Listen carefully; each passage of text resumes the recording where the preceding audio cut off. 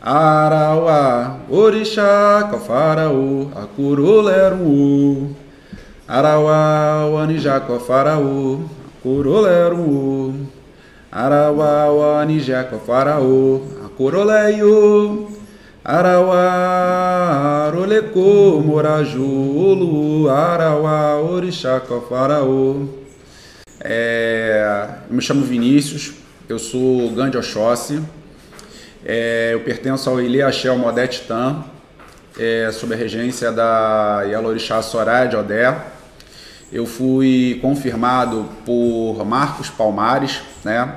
Eu sou neto de Carlos Alberto de Oxóssi e com o falecimento dele, meu pai Marcos passou a ser filho de Yanitinha de Oxum, que hoje comandada a casa por Débora de Oxum, né? Eu sou da nação Quito, eu tenho um pouquinho mais de 7 anos de confirmado, né? Sou um pouco novo, né? Aliás, a bênção aos meus mais velhos, a bênção aos meus mais novos, né? E tô aí. Ogã Vinícius, é um grande prazer te receber aqui no Mesa de Ogãs. Obrigado. Né? Em mais um dia de gravação, retornando aos trabalhos, depois de um tempo aí o nosso Mesa de Ogãs parado, nós estamos retornando e nós já nos conhecemos lá se vão aí pelo menos uns 15 anos, né? Pelo menos uns 15 anos. Uns 15 anos, né? Teve a oportunidade de conhecer a nossa tradição, de estar conosco lá na nossa tradição. Eu também já tive a oportunidade de estar com vocês. Vinícius, a gente sempre inicia com a pergunta, o que é para você ser um Ogã? Para mim é uma grande responsabilidade ser um Ogã, né? O próprio nome já fala, né? O Ogã é um chefe, é um líder, né? É um pai. Então, para a gente, né? Eu tenho para mim que é uma grande responsabilidade. O Ogã, ele tem que ser o exemplo da sua casa, sim. né? Ele tem que dar o exemplo, ele tem que estar sempre... nós temos o privilégio, né, de exercer a nossa espiritualidade de forma acordada, a confiança que o Orixá tem em entregar a casa na mão dos Ogãs, né, para que a gente possa, no momento de transe do médium, né, ser os olhos da casa, ser os responsáveis pela casa, ser a figura de apoio da mãe de santo, do pai de santo, né? Entendo eu que a gente tem uma grande responsabilidade e temos que ter também, junto a essa grande responsabilidade, o grande compromisso de passar esse exemplo para todos, né? Para todos os filhos da casa. Da casa, né? Você está ali naquele foco, né? Exato, exatamente. Tem uns Ogãs que ficam um pouco, às vezes, até nos bastidores, né? Sim. Mas você, quando está ali à frente dos atabaques, embora você tenha o cargo de Axogum, eu já tive a oportunidade de ver, você está sempre lá tocando e ajudando a cantar e cantando também, então você está sempre na... Sim. Como diz no Mobatainá, a gente está sempre ali no piano, né? Sim, exatamente. O que acontece? Embora eu tenha o cargo de Axogum, né, a minha casa ela não tem uma quantidade muito grande de Ogãs, então nós até sempre comentamos, né? A questão do cargo é muito importante, mas o Ogã ele tem que saber de tudo um pouco, né? A gente, além de ter que ser o mestre dentro do nosso cargo, dentro da nossa responsabilidade, mas a gente tem que dentro do nível de conhecimento de cada um, né, tocar um pouquinho, cantar um pouco, né, tem que ter uma grande responsabilidade, não só pela dentro da nossa função, mas também com as funções internas da casa, né? A gente tem que saber de um pouco de tudo, né? Não tem que ficar um pouco limitado a essa questão de cargo. Essas discussões até já vieram um pouco. Mas o meu cargo é esse. Não, mas não se apega ao seu cargo. Sem dúvida, né? O sem seu dúvida. pai de santo, sua mãe de santo vai precisar de você para outras coisas. Tem essa flexibilidade. Fique limitado à questão do aprendizado, somente à questão do seu posto, né? Sim. Você tem que ser um pouco mais, tal como as empresas, né? Pau para toda obra. Exato, lá em casa a gente costuma dizer isso. Pau para toda obra, né? A verdade é essa. Né? O Ogan lá em casa, ele faz de tudo. Faz obra, toca tabaque, faz os sacrifícios, faz um pouco de tudo, não tem distinção. Sim. Eu queria que você falasse um pouco, você já disse da sua tradição, né? Que a sua tradição vem da Casa Branca. Sim, sim. Falasse um pouco da sua confirmação, né? Como é que você foi para a sala, se você foi de abadá, de faixa, foi de terno, foi de boné, se usa quelê, se raspou, isso aí a gente costuma, isso é importante, né? Sim. Nós não estamos aqui querendo ser ditando regras, a gente quer ouvir, né, o que cada tradição, que a verdade, a beleza do candomblé é isso, né? Essa diversidade. Sim. Você pode falar um pouco como foi a sua iniciação nesse aspecto aí, sim. Da forma? Na nossa nação, no Quito, né, nós vamos à sala de terno, né? Nós saímos com terno, faixa, usamos faixa. Eu, no meu caso, em razão do meu cargo, eu saí com o obé, né? Os alabês saem com o Agdavi e tal. No meu caso, o Axogum, eu saí com o meu obé. No Quito é assim, né? Eu não usei quelê, nós no Quito, nós não usamos. Na sua tradição, na nossa tradição Quito ali, nós não usamos, né? Quelê, os ritos são aqueles ritos próprios do Ogan, né? Não tem aquela diferença, porque em algumas outras nações nós sabemos que tem, eles passam pelos mesmos ritos iniciáticos de outras... De tradição a tradição. Sim, né? Exato. Na nossa nós não temos essas... Né? Pode ser que de alguma forma de casa para casa tem alguma modificação, mas em regra geral não, nós não temos. O Ogan é faixa, terno, obé, ou Agdavi, ornada, bibico. Legal. E na sua iniciação, assim, eu creio que eu não estive, na época não estive lá, mas você recorda assim de pessoas que você ali quando chegou, entrou na sala e que te chamou a atenção, né? Pô, fulano estava lá, ciclano estava lá, aquela pessoa que marcou a tua iniciação. Você tem alguém que você possa citar? Assim? Poxa, Mário, eu de verdade... Estava muito emocionado? Não, sim, estava muito emocionado. Eu sou uma pessoa que me emociona, eu tenho uma fé muito grande, realmente, eu me emociono, até vontade de chorar. Mas, de verdade, a data, né, eu me confirmei para o orixá da Iá Soraya, né, então... Todas as festas de Oxóssi lá em casa são festas muito cheias, né? Não posso dizer que tive o privilégio de que minha confirmação foi muito cheia, porque de verdade todas as festas são. Né? Então tinham muitas pessoas que fizeram parte desse processo, que eu gostei de ter visto lá. Né? Se eu falar o nome de alguém em especial, fica até injusto, porque todas as pessoas foram muito importantes. Eu sei que a casa estava muito cheia e realmente assim... Fica até difícil de você identificar, né? A emoção é tão grande.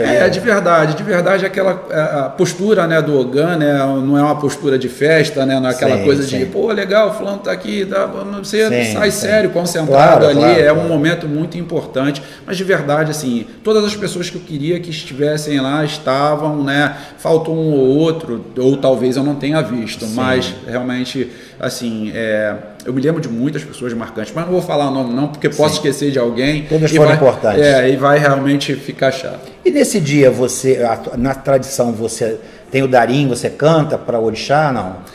Como o meu posto, né, de Axogum, não, eu não canto. Né? Normalmente, quando você é alabê, aí você canta, você toca, se for o caso, mas no meu posto, não cantei. Mas você já disse que não cantou, mas nesse dia, né? Teria uma cantiga que você pudesse entoar agora, que você ouviu lá e que te marcou, que te emocionou? Todas as cantigas de Oxóssi me emocionam, né? Eu gosto muito de uma em especial, né? que é a segunda parte, né, do Rum de Oxóssi. Ó Morodé, Odéiu, Ajafum Lele, ó Morodé, Odéiu, Ajafum Lele, ó Morodé, Odéiu, Ajafum Lele, ó Morodé, Odéiu, Ajafum Lele. E essa te emociona? Eu gosto muito dessa. Essa normalmente legal, me emociona muito. Eu já tive a oportunidade, como já falei anteriormente, de conhecer a casa de vocês, né? E também sei que você está lá desde do iniciozinho, né? Desde o iniciozinho, lá na Colina do Oxóssi, eu costumo chamar a Colina do Oxóssi, né? Isso. Lá na Colina do Oxóssi você está lá. E você pegou na enxada e na pá. Sim. Conta um pouco como foi essa construção, esse trabalho, né? De você estar lá desde o início. O que acontece? A nossa casa era originalmente ali no Jardim Palmares, né? E a casa foi ficando muito pequena, né, para a quantidade de pessoas que... Você foi confirmado no Jardim Palmares? Eu fui confirmado no Jardim Palmares. Sim. Eu fui, inclusive, o último candomblé do Jardim Palmares. Legal. E a casa ficou realmente muito pequena para a gente. A casa é um terreno muito urbano ali. Sim. Então, nós sempre reclamávamos muito de que faltava espaço para que a gente pudesse ter todas as plantas que a gente usa no dia a dia, né? Sim. Então a gente passou a ter muita dificuldade, não só da questão do espaço, do tamanho, mas também da falta, né, dos elementos da natureza que a gente precisa ali para o dia a dia, um espaço para poder, a gente até fala muito, né, um espaço destinado a fazer um ebó, um mato, né, buscar uma folha, né? Isso a gente usa muito no dia a dia. E a Iolorixá Soraya sempre pedia que o Oxóssi desse para ela um espaço grande que a gente pudesse ter ali os elementos que a gente precisa, que a gente usa no dia a dia no culto. E aí, enfim, aí o Oxóssi viabilizou esse processo. Nós compramos lá o sítio. Foi no início, nós já tínhamos comprado o sítio antes de eu me confirmar. Sim. A gente vinha fazendo a obra lá no sítio e aí a gente migrou, fez o último candomblé em janeiro de 2016, que foi quando eu me confirmei, e aí fomos para a Colina. Sim. E realmente, trabalhamos muito, fizemos muita obra.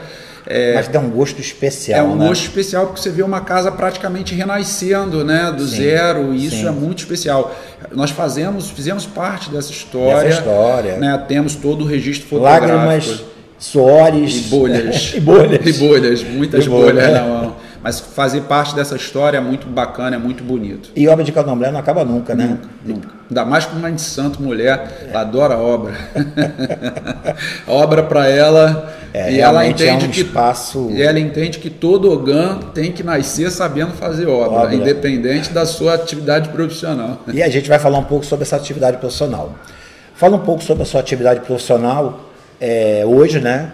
E se você atua em prol do candomblé junto à sua atividade profissional, se tem alguma influência, como você lida com o candomblé e a sua atividade profissional? Eu sou advogado, né, por formação, me formei em Direito em 2004, 2005, alguma coisa assim, acho que 2005 eu peguei minha OAB, né, eu atuo, tenho um escritório no centro do Rio, vivo da advocacia, né. Hoje eu não tenho ainda uma atuação em prol do candomblé. Na verdade, isso é um caminho que está sendo construído, né? Eu inclusive assim tenho muito que conversar com alguns colegas que atuam já nessa área voltada para a defesa dos interesses das religiões de matriz africana e de intolerância. Vasto, né? Exatamente, porque de verdade é um ramo de direito muito específico, né? Exige aí uma formação muito específica que eu ainda não tenho. Eu tenho conversado muito com a nossa Iolorixá Soraya, né?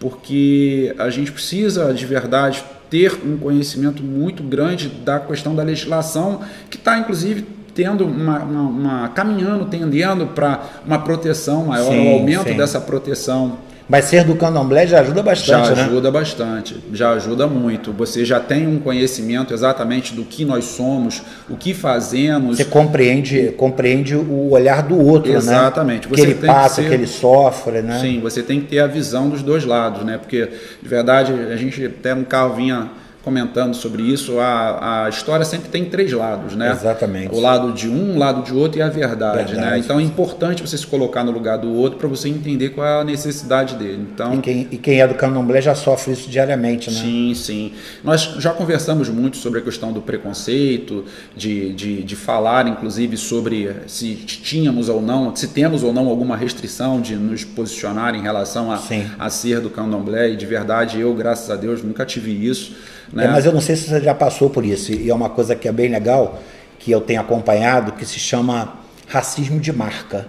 Não sei se você já ouviu essa expressão, racismo de marca. Ainda não ouvi essa expressão. Essa expressão é espetacular, né? Porque o que dizer sobre o racismo de marca? Você, na rua, tez branca, né, clara, vestes brancas, mas se você não vai sofrer o preconceito, né? Mas se você colocar um fio de conta, um equeté na cabeça, um abadá, com toda certeza isso vai influenciar, né? Então você, embora de tez branca, ao usar uma marca afro, vamos chamar assim, né? Algo que te marque como um sacerdote, um praticante das religiões afro-brasileiras, você vai sentir exatamente o que é o preconceito. E isso é que é o racismo de marca. Talvez você já tenha passado por isso. Sim, a gente passa assim, na verdade, eu passo inclusive isso na esquina da minha casa, porque o meu carro, eu tenho um fio de conta de Ogum, foi um presente que me foi dado por Ogum, e eu não... Troca de carro? Não, eu levo ele. Eu levo ele. E toda vez que vou abastecer, eu não sei por que motivo, se eu estou com as vestes do candomblé, embora o meu objeto, que é o fio de conta, esteja ali, talvez para aquele frentista ali, ele não tenha a percepção de que aquilo ali é um objeto ligado ao candomblé, né? Não tem uma característica muito própria. Mas se eu estiver com as vestes, ele sempre, ao se despedir de mim, ele vá com Jesus. Olha então, só. É um preconceito. Esse é o racismo de marca. Exato, é disfarçado, né, de bons caminhos, mas assim, eu agradeço, porque de verdade, assim, nós temos educação, né? Não me faz mal ninguém me desejar o bem. O preconceito está com ele, né? Dele, não é meu, exatamente. Eu lido muito bem com isso. Então, assim, todas as oportunidades em que eu vivenciei algum tipo de racismo, de preconceito, perdão, com relação à minha religião, eu lido muito bem com isso, porque é sempre disfarçado de alguma... de algum gesto de carinho, né? Que Jesus te acompanhe, né? Que Jesus te proteja, que te abençoe. Mas por trás disso a gente sabe que é um preconceito, e eu agradeço, né? Eu não tenho nenhum tipo de... Você não fala assim, que Exu te proteja também? Não, eu agradeço, mas muito obrigado. Né? Se me der amém ou axé, eu agradeço, eu sou muito educado com relação a isso. Legal. Eu queria voltar agora um pouquinho para o candomblé. Numa tradição, né, como a tradição Casa Branca, você começou novo no axé, foi confirmado, e a casa precisava de Ogã, e você estava lá ajudando. Dentro da tradição, você pode assim fazer uma referência a alguém que tenha te ajudado, falou: Vinícius, para quê? Senta aqui, vamos... aprender a nossa tradição aqui, Casa Branca, por esse caminho, os toques são esses, essa cantiga fala isso, isso aconteceu com você, ou o aprendizado foi vamos que vamos, vamos ouvindo, aquele gravadorzinho escondido, aquela anotação, peraí que eu vou lá no banheiro escrevia a cantiga, como é que funciona na sua tradição esse aprendizado? Mário, eu sinto muita falta, né? A minha casa ela é relativamente nova, né? E de verdade eu acho que eu passei por o que todo mundo passa, né? De não ter um mais velho dentro da nossa casa que possa nos passar esse conhecimento.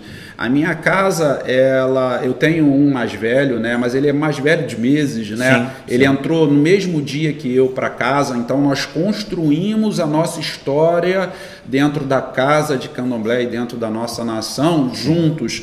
Exatamente como você falou, gravadores escondidinho, anotações, mas eu não posso ser injusto dizer que eu não tive ajuda, né? Na verdade, a nossa casa matriz, que é a casa do pai Marcos, né?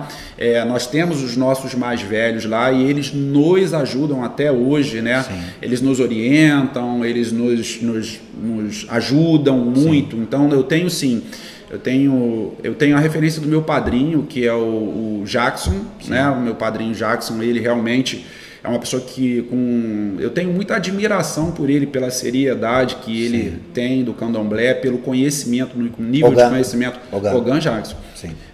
Eu tenho o Ogandinho também, que é o meu mais velho também nos passou muita informação, conversou muito com a gente, nos orientou. Tem o Ogan Bebeto, que também é um Ogan de muitos anos, e outros Ogãs mais antigos. O Ogan Marlon, que embora seja uma pessoa nova de idade, ele é muito antigo, ele tem um tempo já, uma experiência grande. Porque isso aí, assim, a gente discute muito sobre isso aqui no grupo de estudos, né? Que é a preservação da tradição. Né? Se os nossos mais velhos não se preocuparem em transmitir esse conhecimento, a tradição vai morrer ou vai ficar deturpada. Vai mudar, né? Vai ficar mudando, porque aí você vai ouvir uma coisa na casa de um, vai levar para sua casa, aí você vai levar uma baixa porque você cantou errado, mas aquele não teve a percepção de ensinar o certo. Né? Hoje, de verdade, o que eu sinto falta de verdade, assim, a minha nação ela é muito tradicional, né? Você não comporta você trazer cantigas de outras nações para... Porque tem basta. Exatamente, né? Para a sua nação, isso não comporta, né? Hoje, eu de verdade sinto assim, falta realmente de algum tipo de ensinamento assim, mais... É um pouco diferente, né? Eu não sei como explicar exatamente isso, porque assim, você tem uma postura diferenciada em relação a passar a informação do candomblé. Você tem essa preocupação de criar registros e você tem a preocupação de estar ali treinando o tempo todo, fazendo cursos, debates, né? Isso eu sinto um pouco falta, porque eu não comecei no candomblé novo, eu comecei no candomblé já com uma certa idade, tanto que me confirmei aos 40 anos de idade, né? Costumo dizer que para o Ogan essa é uma idade tardia para você. Tudo é mais difícil, você confirmar, né? E eu não tenho uma tradição familiar que me tenha que tivesse me dado uma base para o candomblé. A minha família, ninguém é do candomblé, né? Com exceção de um primo que também é Ogan. Eu não tenho mais ninguém do candomblé. Então, hoje a gente sabe que os candomblés são familiares, né? São famílias. Você nasce no quintal, você chega no candomblé muito cedo, você é apontado muito cedo, você é confirmado, você convive. Eu não tive isso. E por ter iniciado com uma certa idade, eu tenho muita dificuldade, mas são dificuldades minhas, né? E a gente bem sabe como é difícil conseguir uma cantiga, como é difícil conseguir uma informação, e eu não posso buscar isso fora, porque eu não posso trazer, de repente, uma diferença... Não há por que inovar. Né? Não há por que trazer. E às vezes eu tenho dificuldade de uma pronúncia aqui e ali, a gente sabe que a gente não consegue isso pelo WhatsApp. Poxa, me passa aí. Então é aquela coisa, você tem que estar realmente vivenciando ali o dia a dia do candomblé para que você consiga ter exatamente esse aperfeiçoamento, esse estudo. O que é difícil para mim, né? Você sabe que eu trabalho, né? Eu moro a praticamente 60 quilômetros da minha casa de candomblé, né? É muito distante.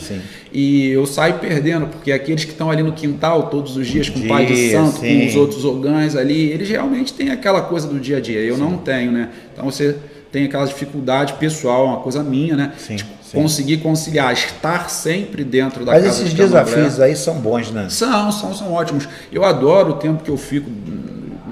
Quando você está lá, você está inteiro. Eu estou integral, inteiro, né? eu estou inteiro, telefone desligado, eu estou inteiro, né? Às vezes é difícil conciliar trabalho, família, né? Porque você tem que lidar com todos os aspectos da vida adulta para você conseguir estar ali dentro de um terreiro de candomblé. Mas, assim, quando você fala em família, é até deixar pontuar, né, que a sua esposa é também da casa, né, então ela tem cargo na casa e então ela está com você, isso já ajuda bastante, já ajuda bastante. Já ajuda bastante. O fato da esposa pertencer à mesma casa, ter cargo, ela é Elodê da casa, ajuda muito, né, porque se você tivesse, a nossa nação, ela tem a tradição de você ficar na roça muito tempo, diferentemente de algumas casas que você vai, né, e fica... E volta. Coisa da casa urbana, né? Isso, exatamente. Não dá para ir ali. Nossa casa não. Vou em casa rapidinho e volto. Não dá, nossa, como já disse, né, são 60 quilômetros e ainda que não fosse, não dá para, vou em casa, vou voltar. A gente tem a tradição de ficar na roça, então as funções são muito extensas. Voltando à cantiga, teve alguma cantiga que você falou assim, consegui essa eu queria aprender, consegui, te deu aquela satisfação? Tem alguma cantiga dessa aí que você lembra assim, agora você batalhou para ter, pô, que cantiga bonita, mas não sabia como é que era a pronúncia, o ritmo, ali o tempo Teve alguma cantiga dessa que você falou, puxa, aprendi? Teve sim. Na verdade, é até uma cantiga de Oiá, né? Meu pai de santo é de Inhaçã, eu gosto muito dessa cantiga. Afun-lelé adeu, afun-lelé, afun-lelé adeu, afun-lelé, Oiabá cobeludo, afun-lelé, Oiabá cobeludo, afun-lelé. Essa aí quando você conseguiu? Quando eu consegui. Poxa, dá um prazer, uma satisfação, satisfação, né? De verdade, assim, eu tenho uma grande satisfação de poder cantar, embora... já Shogun, né? Sim. Eu sempre peço a oportunidade aos meus mais velhos, se eles me derem a honra de cantar, né? Eu gosto de cantar. Eu gosto de cantar para Oxóssi, gosto de cantar para Inhaçã, gosto de cantar para o meu santo, Shoguian. Se eles me derem a oportunidade, eu estou ali. Solta a voz. Vinícius, nosso tempo é curtinho, né? Nosso tempo é curto, mas há algum tempo a gente já vem falando contigo, pô, Vinícius, vamos lá dar entrevista? Não, mas eu não tenho nada que dizer. Aí já estamos aí há quase meia hora falando, você contou a sua história, registrou para os mais novos, né? E esse é que é importante. Como última pergunta, eu queria te perguntar ainda na questão do aprendizado. Hoje você tem ogãs mais novos na sua casa. Como é que se desenvolve, ou qual é o diferencial que você implementa na sua casa em relação ao ensinamento? Você está lá ajudando os mais novos, se empenhando? Como é que você encara isso hoje? E depois de você contar, o conselho é meio pesado falar conselho, né? Mas a orientação que você daria para esse jovem que está conhecendo o candomblé agora e falou, poxa, gostei dessa religiosidade, eu me senti bem, né? Porque comigo aconteceu assim, eu também me confirmei com 30 e poucos anos e entrei para o candomblé já com quase com essa idade também, mas foi uma coisa assim de paixão, né? De paixão à primeira vista, né? Confesso, já falei isso da minha entrevista, que eu tinha até um certo preconceito com o candomblé. E quando eu ouvi pela primeira vez aquele toque de Jexá, aquilo foi apaixonante para mim, né? E dali fui embora. Como você está atuando em relação a isso? Lá em casa, né, eu costumo, né, eu tenho o hábito de escrever. Eu gosto de escrever, eu gosto de registrar, né, e eu aprendo melhor assim. Né? Então, conforme eu vou aprendendo, eu vou registrando. Né?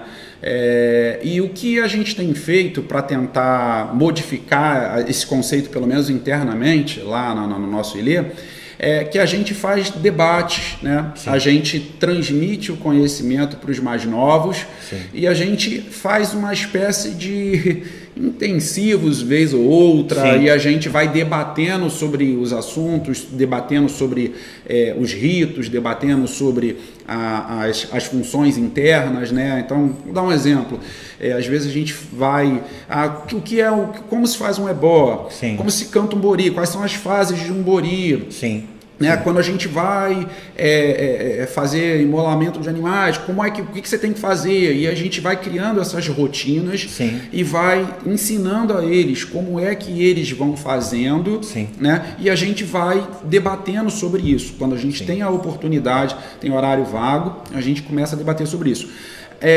Na nossa casa tem um diferencial, porque a nossa Yalorixá, ela tem também uma vontade de promover conhecimento. Sim. Nós temos um projeto interno dentro da nossa casa que se chama o Modé Tiolá, né? Que é um projeto destinado a conhecimento, para que a gente possa multiplicar o conhecimento da casa de candomblé. Sim. Eu já tinha muito material que eu vinha construindo ao longo dos anos. E eu uma vez sentei com a nossa Yalorixá e eu falei para ela que eu tinha a vontade de promover sistematizar isso para que a gente pudesse desenvolver isso internamente dentro da casa. E é um registro que não se apaga, né? E é um registro que não se apaga. Eu tive muita influência sua a respeito disso, né? Porque de verdade você me influenciou muito lá atrás, porque no meu começo de caminhada, eu tive muito material seu que me ajudou muito na minha caminhada. E projetos bons a gente replica, né? Claro. E eu comecei a replicar isso internamente dentro da minha casa, e hoje esse projeto, que era uma coisa voltada para os ogãs, né, é um projeto da casa hoje. Continua sendo um projeto voltado para os ogãs, mas é um projeto que é da casa, não é um projeto individual do Vinícius ou do fulano, do Beltrano, é um projeto da casa, da instituição, do Eliassel Modé Titã, para que ele possa, para que todos nós possamos divulgar esse conhecimento, até com a intenção de que a gente possa unificar, né, todas as nossas atividades, né? Se não é o Vinícius, é amanhã o fulano, é o Beltrano, e por aí vai, todo mundo vai ter a oportunidade de fazer da mesma forma, porque o nosso candomblé é um candomblé da oralidade, né? Mas a gente pode, uma vez ou outra, construir uma história a respeito do que a gente faz. E aquele jovem que está hoje pretendendo entrar no candomblé, o que você pode dizer para ele?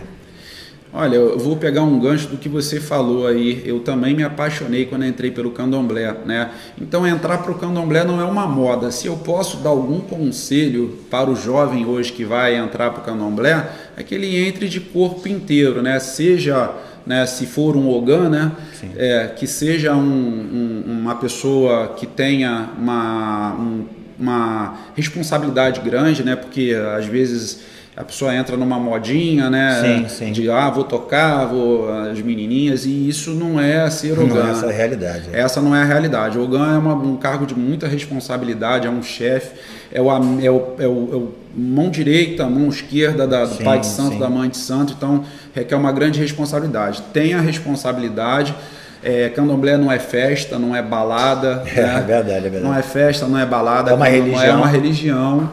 Né? Lá não é lugar de arrumar menininhas, lá não é um lugar de beber cerveja de graça. Então ele tenha a responsabilidade, que ele entenda que ele está entrando para uma religião e não para uma balada numa casa de festas. É isso. Vinícius, só tenho a te agradecer, né, pela tua disponibilidade. Eu que agradeço. De ter vindo aqui hoje dar a sua contribuição para os ogãs.